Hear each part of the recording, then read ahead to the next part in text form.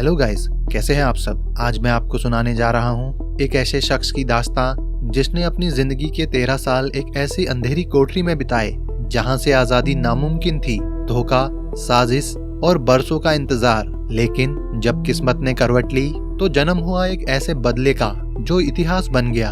आज की कहानी है the count of Monte Cristo movie की, जहां एक मासूम इंसान ने मौत के मुंह से निकलकर अपनी किस्मत खुद लिखी। चलिए शुरू करते हैं इस जबरदस्त सफर को। कहानी की शुरुआत में हम एक जेल देखते हैं जो एक सुनसान आइलैंड पर बनी हुई है। आज इस जेल में नए कैदियों को लाया जा रहा था, जिसमें से एक एडमंड था। जब वो वार्डन से मिला तो एडमंड ने कहा, सर मेरी मदद कीजिए, मैंने कुछ गलत नहीं किया, मुझे झूठे इल्जामों में यहाँ पर भेजा गया है। वार्डन ने बड़े सुकून से जवाब दिया, मुझे पता है, अगर तुमने कुछ किया होता तो तुम्हें देश के अंदर किसी जेल में भेजा जाता। इस दूरदराज की जेल में सिर्फ उन्हें लाया जाता है जिनके खिलाफ कोई साजिश की गई हो। इसके बाद वार्डन ने उसे बहुत बुरी तरह पीटा और फिर एक कोठरी में बंद कर दिया, जिसका दरवाजा लकड़ी का था और उसमें एक छोटी सी खिड़की थी। ये दरवाजा साल में सिर्फ एक बार खुलता था, जब वार्डन बिना किसी वजह के उन्हें पीटने आता था। वक्त गुजरता गया और एडमंड अकेले उस सेल में बंद रहकर बहुत परेशान हो गया। उसने दीवारों पर लिखा था और भगवान से इंसाफ की दुआ की थी। लेकिन वक्त के साथ जब उसे एहसास हुआ कि हालात पर उसका कोई कंट्रोल नहीं है, तो वो बहुत ज्यादा उदास रहने लगा। उस जेल में 12 साल बिताने के बाद उसका भगवान पर से भरोसा उठ गया। उसे लगा कि वो अपनी पूरी जिंदगी वहीं बंद रहेगा। लेकिन फिर एक दिन अचानक उसके सेल का फर्श ऊपर उठने लगा। इस अजीब घटना ने एडमंड को हैरान कर दिया। उसे लगा जैसे उसके सामने कोई भूत आ गया हो। थोड़ी देर डरने के बाद एडमंड ने देखा कि जमीन के नीचे से एक आदमी बाहर निकल रहा है। वो आदमी एबे फरिया था, जो नीचे वाले फ्लोर का एक कैदी था। वो पिछले 5 साल से एक सुरंग खोद रहा था। किस्मत के खेल से वो सुरंग एडमंड के कमरे में खुल गई, जैसे ये भगवान का कोई इशारा हो। एबे के आने से एडमंड को आखिरकार बात करने के लिए कोई मिल गया, क्योंकि इतने वक्त अकेले बंद रहने की वजह से वो पागल हो रहा था। इसके बाद एबे ने बड़े उत्साह से एडमंड को अपनी सेल में बुलाया। एडमंड को बहुत खुशी हुई कि अब उसे पत्थरों से दीवार पर निशान बनाकर अपना वक्त नहीं काटना पड़ेगा। जब एडमंड एबे के कमरे में गया तो वो वहाँ का नजारा देखकर हैरान रह गया। एबे का सेल बाकी सेल जैसा बिल्कुल नहीं था। वो एक ठीक ठाक होटल जैसा लग रहा था। वहाँ आराम करने के लिए कुर्सियाँ थी और शेल्फ पर ढेरों किताबें रखी थी। एबे ने एडमंड से वादा किया कि अगर वो सुरंग खोदने में उसकी मदद करेगा तो वो बचे हुए वक्त में उसे पढ़ाएगा। एडमंड के पास वैसे भी करने को कुछ नहीं था, इसलिए वो तुरंत मान गया। जैसे ही वो खोदना शुरू करने वाले थे, उन्हें एक गार्ड के कदमों की आवाज सुनाई दी। डर से कांपते हुए एडमंड तुरंत अपनी सेल में भागा और कचरे की टोकरी तैयार करने लगा, क्योंकि गार्ड उसके फ्लोर पर पहुंचने वाला था। इस जेल में सेल का दरवाजा दिन में सिर्फ 2 बार खुलता था, एक बार कचरा लेने के लिए और एक बार डिनर देने के लिए।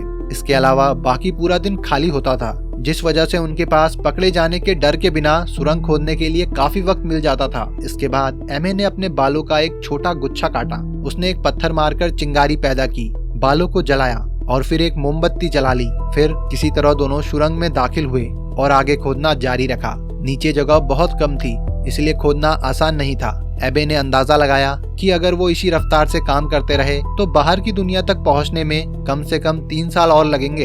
एक दिन आराम करते वक्त एडमंड को एबे की एक किताब से पता चला कि एबे कभी एक बहुत ही महारथी तलवारबाज था। इसके बाद एडमंड जिद पर अड़ गया और कहा कि अगर एबे उसे तलवारबाजी नहीं सिखाएगा तो वो सुरंग खोदना बंद कर देगा। एडमंड की जिंदगी का अब सिर्फ एक ही मकसद था, अपने दुश्मनों से बदला लेना।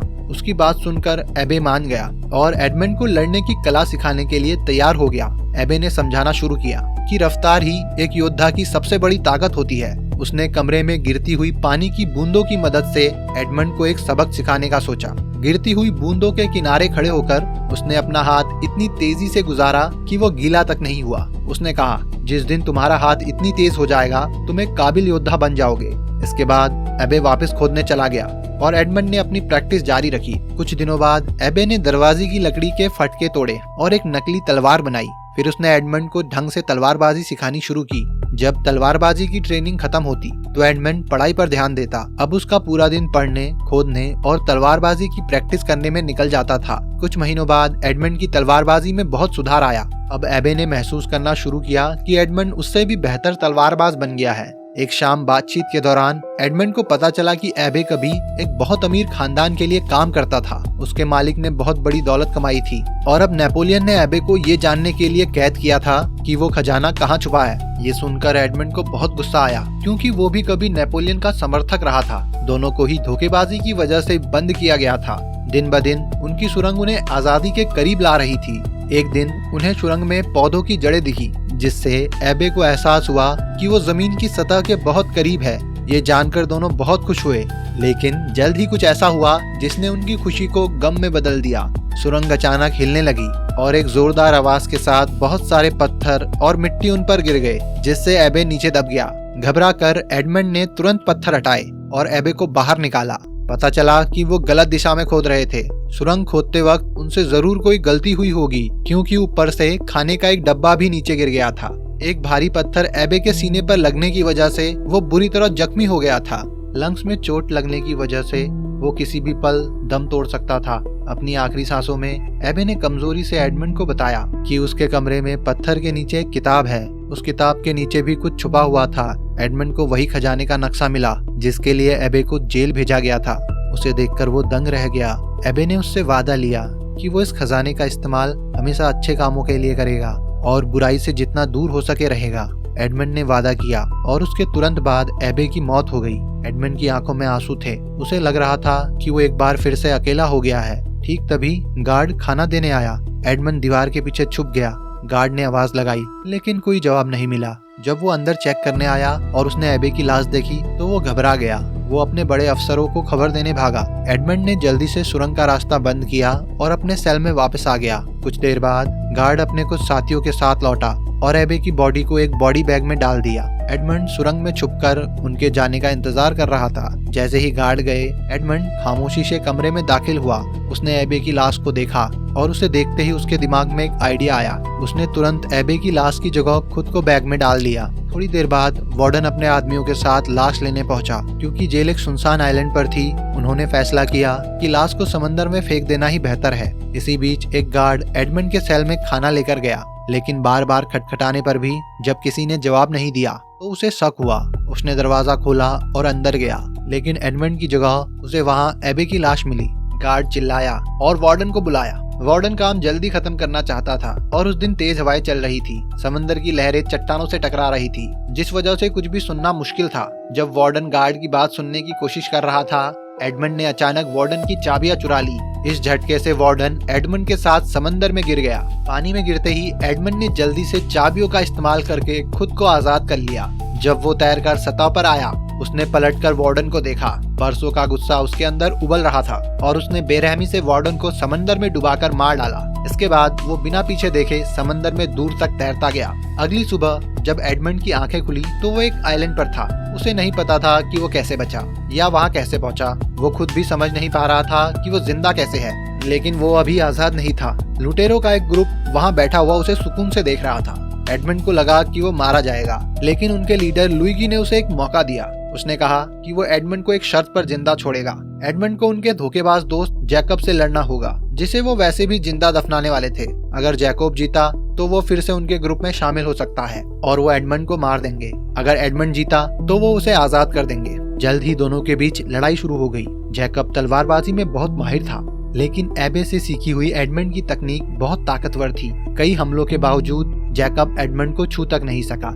जैसे ही मौका मिला, एडमंड ने तेजी से वार किया और जैकब को नीचे गिरा दिया, लेकिन उसे मारने की जगह एडमंड लुइगी की तरफ मुड़ा और बोला, देखो, हम दोनों तुम्हारे लिए काम कर सकते हैं। हम काम के आदमी हैं, हमें बिना वजह के क्यों मारना। अच्छे लुटेरे मिलना आसान नहीं होता। एडमंड की काबिलियत और नरम दिल देखकर लुइगी खुश हुआ और दोनों की जान बख्श दी। जहाज पर बातचीत के दौरान एडमंड ने कैप्टन को अपनी पूरी कहानी सुनाई। ये सुनने के बाद कैप्टन ने एडमंड को आजाद कर दिया ताकि वो अपना बदला लेने का मकसद पूरा कर सके।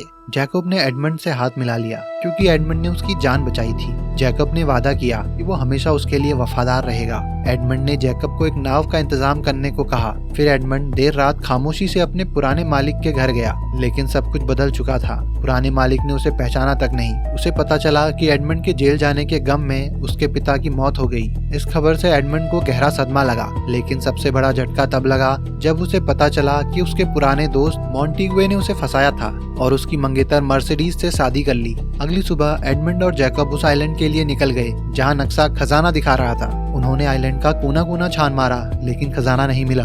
फिर एडमंड ने सोचा कि शायद पानी के नीचे हो सकता है। उसने नक्शे में दिखाई गई जगह के पास एक तालाब में डुबकी लगाई। वहाँ उसे कई पुराने संदूक मिले। जैसे ही उसने उनमें से एक खोला, उसे चमचमाता सोना दिखा। जैकब खुशी से झूम उठा और उन्होंने नाव में उतना सोना भर लिया जितना वो उठा सकते थे। लेकिन पूरा खजाना ले जाने के लिए उन्हें एक बड़े जहाज की जरूरत थी और एडमंड को कोई अंदाजा नहीं था कि वो कैसे मिलेगा। खुशी से ज्यादा अब वो बदले की आग में जल रहा था। उसने फैसला किया कि इस दौलत का इस्तेमाल सिर्फ एक ही मकसद के लिए होगा, बदला। शुरुआत करने के लिए एडमंड ने एक बड़ा आलीशान घर खरीदा और खुद को फ्रांस का एक नवाब बताया। उसने आसपास के सभी बड़े लोगों को अपने शानदार महल में ग्रैंड पार्टी पर बुलाया। जल्द ही उसके सही अंदाज और अमीरी ने उसे मशहूर कर दिया। हर कोई उसकी बातें कर रहा था, लेकिन असल में एडमंड को ये सब अपने धोखेबाज दोस्त मॉन्टेग्वे का ध्यान खींचने के लिए कर रहा था। मॉन्टेग्वे पार्टी में आया तो सही, लेकिन उससे बात किए बिना ही चला गया। इसी बीच जैकब ने एडमंड को बताया कि मॉन्टेग्वे का एक बेटा है जिसका नाम एल्बर्ट है। इसीलिए एडमंड ने एक खूबसूरत औरत और अपने कुछ लुटेरे दोस्त के साथ मिलकर एल्बर्ट के किडनैप होने का एक नाटक रचा